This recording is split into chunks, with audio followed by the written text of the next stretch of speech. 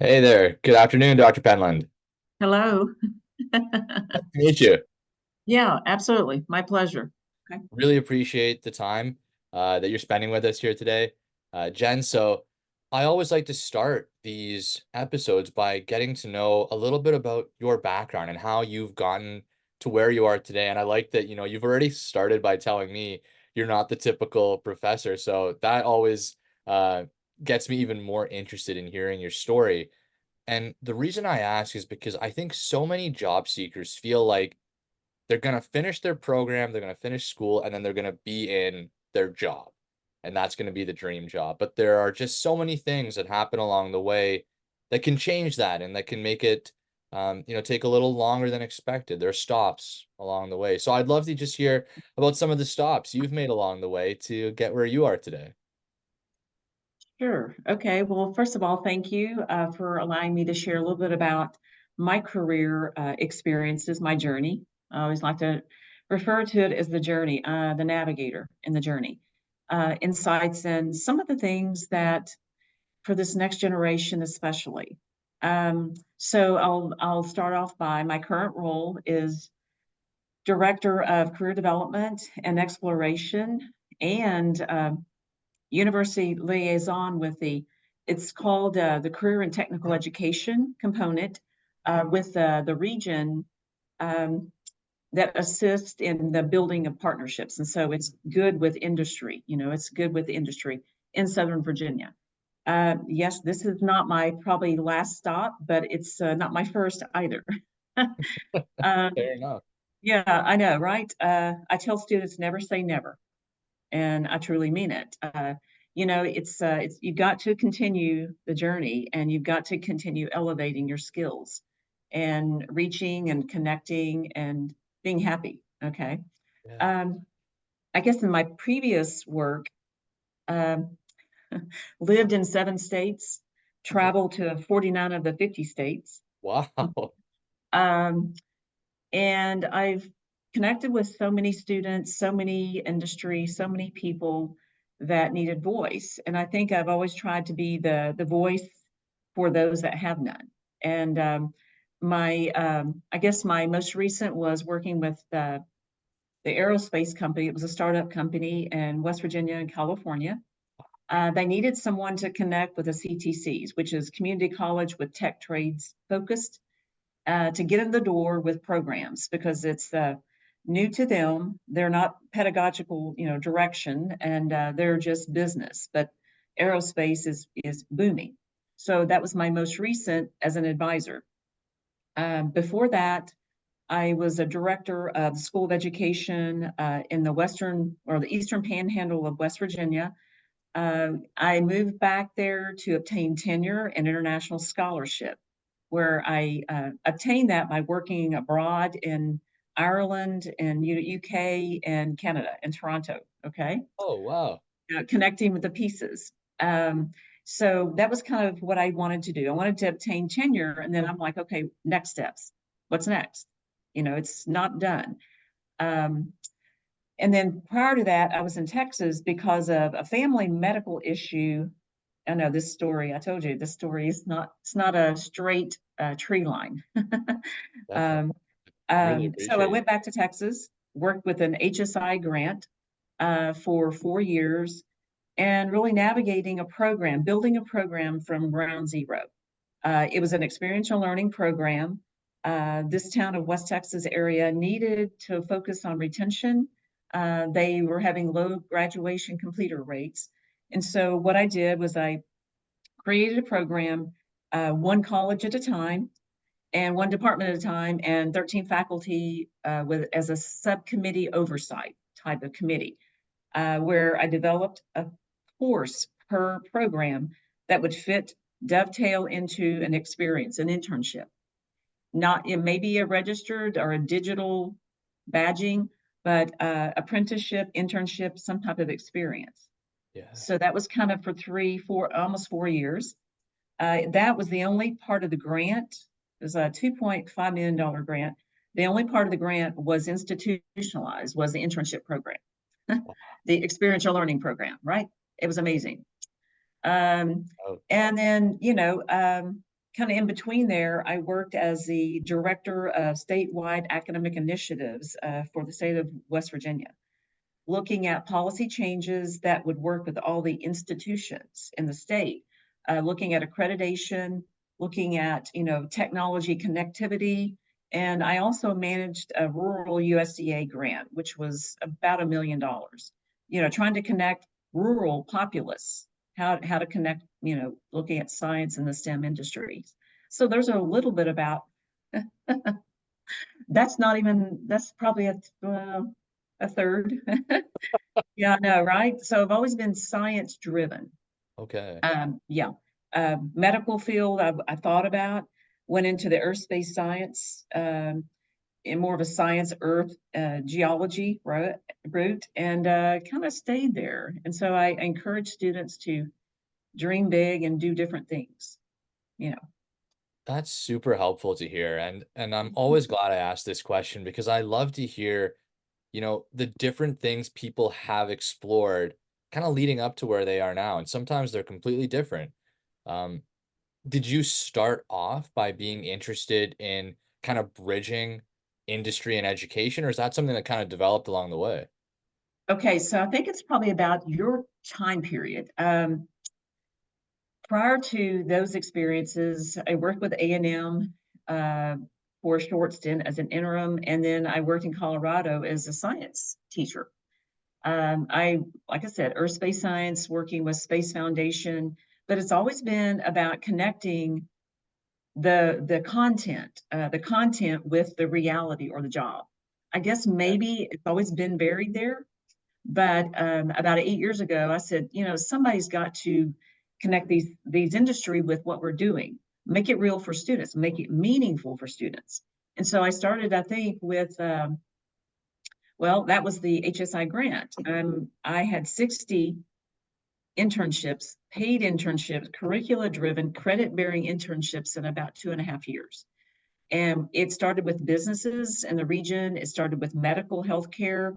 It went into the UT's McDonald Observatory, which is huge, working with scientists. So, I mean, I had students engaged in all of those fields, but I had to reach out to partners and say, this is worthy if you want that next generation of learners to be qualified. Do you want quality people in the field to take care of you? I want someone that, can read, write, function, and think, but yeah. Well, that's really interesting. And normally, I start by asking questions kind of to assist the job seekers that are watching this, but there are a lot of career development professionals um, that have been commenting and asking questions around this podcast, and many of them are trying to figure out how to arrange work placement opportunities, internships, co-op opportunities. So, just kind of based on what you were saying there, do you have advice for staff that are new to trying to build those relationships around how to forge those partnerships and find those opportunities for students? Well, yeah, I would say since I'm new here, July, but it's never. I've always taken a challenge and ran with it.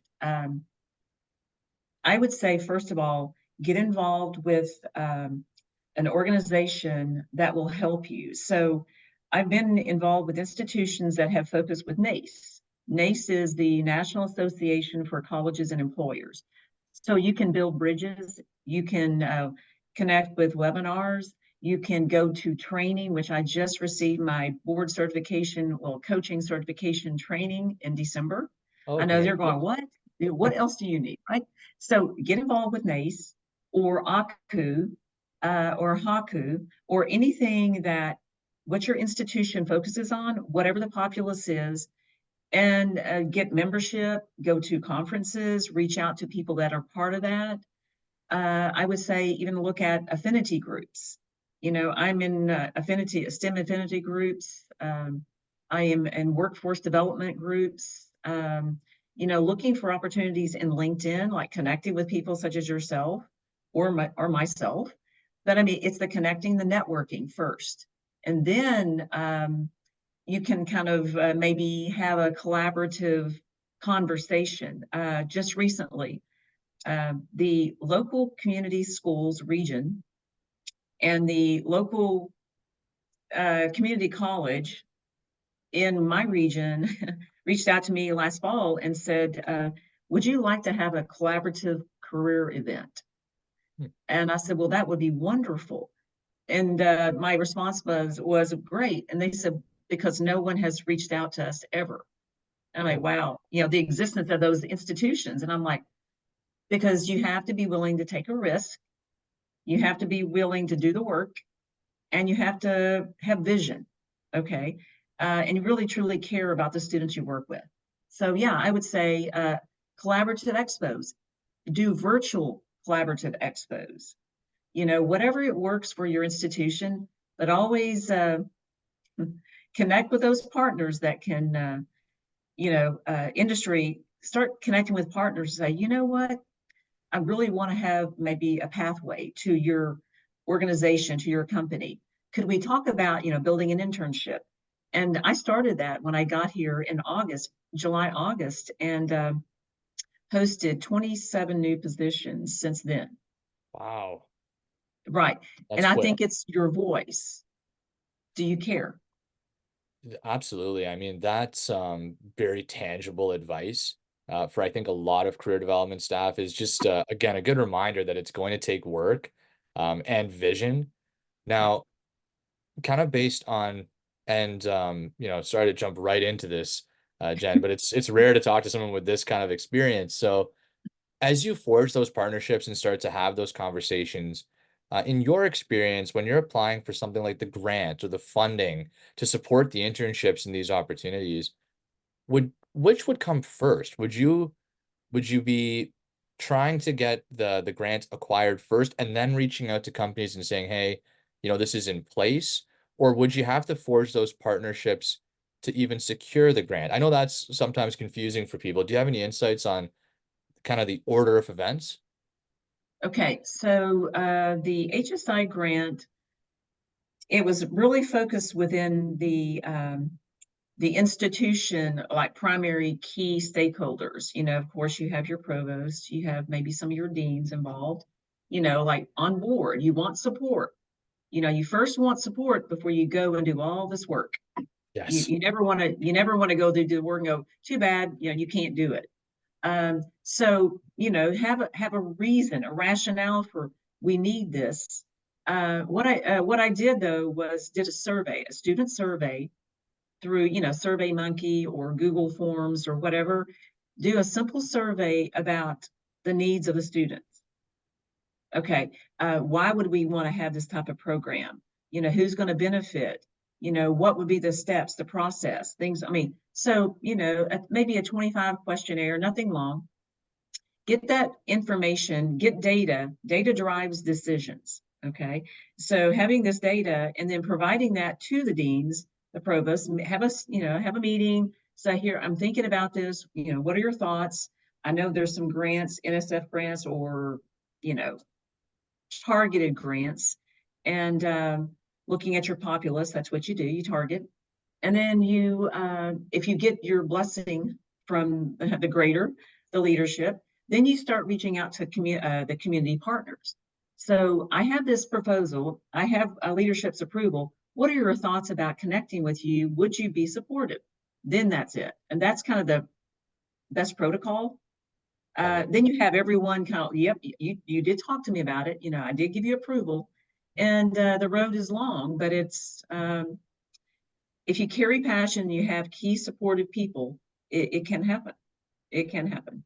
I just don't take no. I take maybe. I like that. I I like don't take that. no. I like that one a lot. And man, super tangible advice, Jen. Thank you for the Yeah. insight on that. I think it can be a daunting process, but when you kind of set your expectations that, it's about finding support first and that it is going to take some time, um, I think that's helpful just to understand what you're kind of getting into. And then when you also have that feedback from students that there's a desire to take advantage of these opportunities, that makes a lot of sense as well.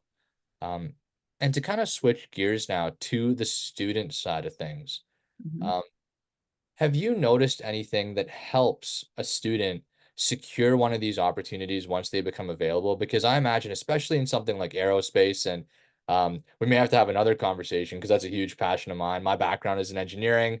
Oh, I wow. took advantage of, yeah, any opportunity to do something related to aerospace was something I tried to be a part of. And it's been a little while, but I can imagine those being competitive opportunities to get. So, in your experience, have you seen students do something that helps them kind of stand out, and get selected for those opportunities? Yes, yes. I would say, definitely start early with, those individuals. We actually have an aviation program, flight and management program at our university.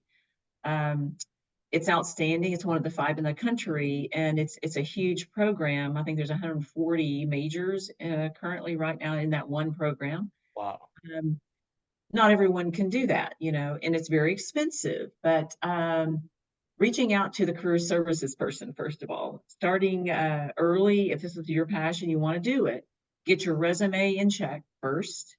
That's a first. Refine your one-page resume. How can you stand out? By connecting with airports, doing maybe volunteer work with those, taking online, free little mini courses that actually flow to that experience. Research the industry, the trends, know that information when you do have an interview for an internship or a part-time job, things like that.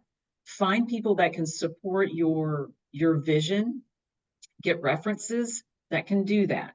Don't get your friends, don't get people like that. Get someone that knows your background and your skill sets. Um, yeah, practice mock interviews, network with people on campus, network with people online in webinars, reach out to industry and, do your 30-second elevator pitch, so to speak. Uh, Tell your story.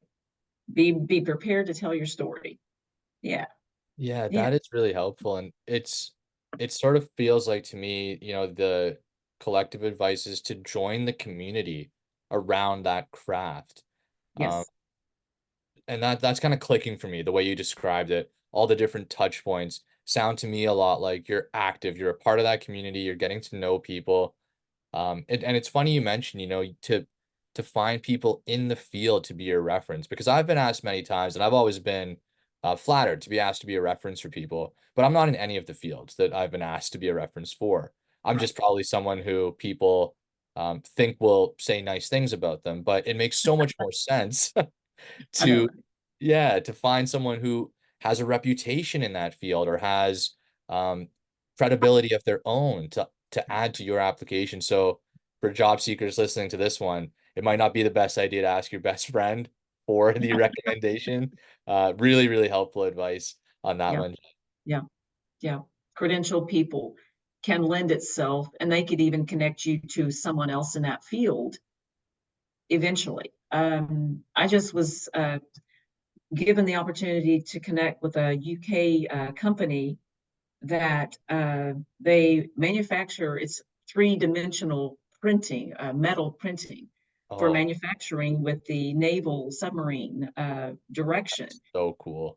the Navy. I know, right? And so The I powdered metal printing.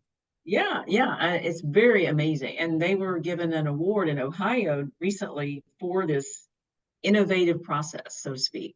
So I do believe doing research on the industry, finding out what's trending, what's creative, what's innovative, and what drives your passion.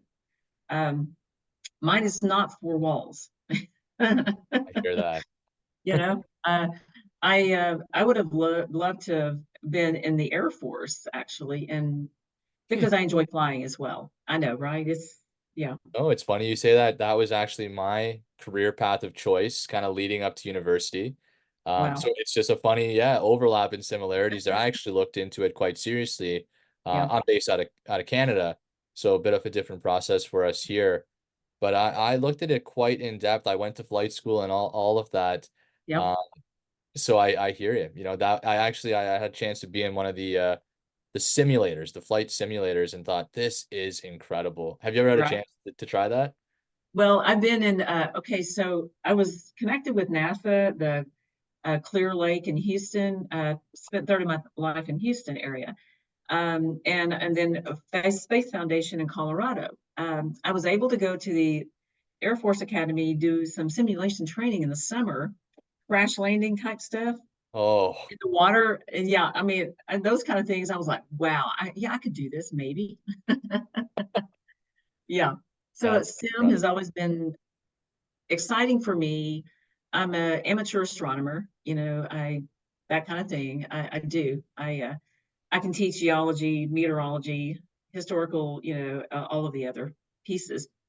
Um, it's also, though, had a conversation the other day with a student, a freshman, international freshman, and they were like, I just science and math have always been difficult for me, and I'm like, why?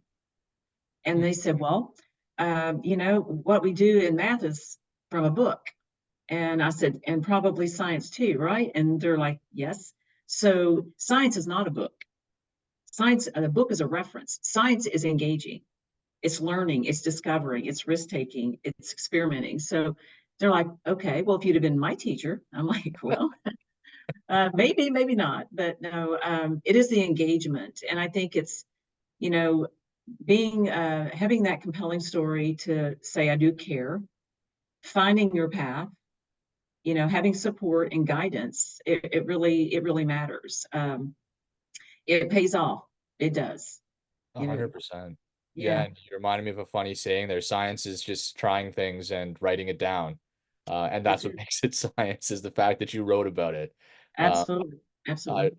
Yeah. Yeah, I couldn't agree more. Just getting out there and trying things, and I got a little distracted because I think it's so interesting that you have that, background in flight, but, you said something that just I wanna remind people again how important it is to reach out to your career services team because, um, it's a massive network, not to mention people with experience, that can really, really help answer some of the questions you have. So, for your, school there, Jen, what's the best way to reach out? Is it through the website, just something simple, or yeah, how do they get in touch to learn more?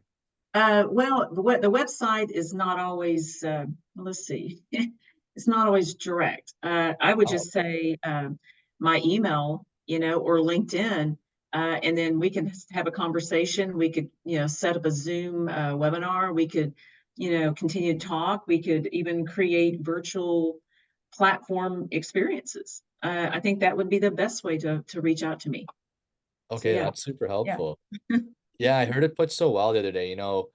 I think some people think they'll come to career services and they'll meet with someone who can get them a job, but it is true, and it's deeper than that, right? That you might meet someone that knows someone that can get you a job, and it opens the door to this entire network of people that are part of your field and that can guide you and answer your questions. So I would recommend if you're catching this episode and you're in the faculty over there or a student, it's Everett. Is it pronounced Everett? Favorite, favorite. Right. Yeah, definitely reach out to Jen and the career services team. You're not gonna regret it. Um, one other question I have, just again, based on what you're saying here, and I know we're coming up on the time I had asked you for today, is around what you were saying, keeping an eye out for what's innovative and exciting. Has anything kind of risen into your kind of peripheral vision here around fields that are coming up? I know even just hearing about metal 3D printing I have heard of it, but it's not super common. Are there other fields or things that have caught your eye that you think might be interesting for job seekers to keep an eye out for, in today's workforce? Well, a couple of things. VR, AR, that's not going away. Uh, Uh-huh. that was another project that I did with international students while I was in Texas, doing a survey to see how students learn and which way they learn best, especially the graduate level. It depends. So VR, AR is there, and it's kind of embedding into different flows. Tech Adaptica was another platform to where you go and create your own avatar and navigate through a conference. Amazing. Oh, That was really cool a couple of years ago. I know, right? Um, and then one last thing on something that's interesting: vertical let's see, control vertical growing without human touch, like Okay. in plants. Okay, Huh. so looking for the cleanest way to grow agriculture, because Virginia Tech, the region itself, it's huge as far as growing agriculture. They're doing a lot of experiments, research on without the human touch. Do plants heal? Do they restore? Do they regenerate? Do they do better? So they've got two different. We have a greenhouse where one of my interns is, where he's finishing up the second semester, and then they have it. It's a lab where it's sterile and there's no human interaction, and they watch and Oh, monitor. Very cool. oh, You, that is I'm gonna have to look that up after this. I'll put a link for anyone okay. listening that is interested in learning more about that. Vertical agriculture might be a good term Yeah, to search. Okay. probably. Yeah. Okay. That Yeah. is really interesting. And one field I haven't heard about in any of our podcast episodes so far. So really cool kind of insight into something that's coming up. And funny you mentioned doing AR, VR in Texas. I was down there maybe about 4 years ago for South by Southwest, doing demonstrations of how virtual reality technology works in Austin. Okay. Landed in Houston, head over there. So a lot of activity, I think, in that area for that technology. And I agree. It kind of took a bit of a dip as the content was developed for the platform, but it's coming back. I couldn't agree more, Jen. I think that's a good one to keep an eye out for as well. That's it. Um, and just with the last minute or so we have here of your time today, again, thank you so much for sharing your insights and stories with us, Jen. I feel like we're just getting started. We'll have to ask you to come back. Hopefully you don't mind. No, Um, not at all. Not at all. I did want to share. I was recently, well, last week, invited to do a virtual presentation with University of Toronto again, oh, mid-June, and the topic is writing the digital wave of change in academia. So, amazing. I have tons of friends at the University of Toronto. I will definitely help share that news that yes. you'll be in town, and that's just down the street from me. So maybe I'll come and try and check it out as well. All right. Well, it's a virtual. Oh, even easier. Then I it's know, the right? next screen to me. That's it. That's it. All right. Well, I really appreciate your time and Oh, enjoy. same here, Jen. And any sort of final words you'd like to leave job seekers or career staff with, general advice to close off our episode today? I would say, okay, be she and SHE, all caps. Be succinct in what you want. Okay. Be honest, transparent, and then be engaging. Oh, I like that. That's a really cool one. Thank you so much for your time today, Thank you. Jen. And All I right. hope you have a great rest of your day. Really appreciate it. Thank you so much. Take care. You too. Have a good one. Bye bye.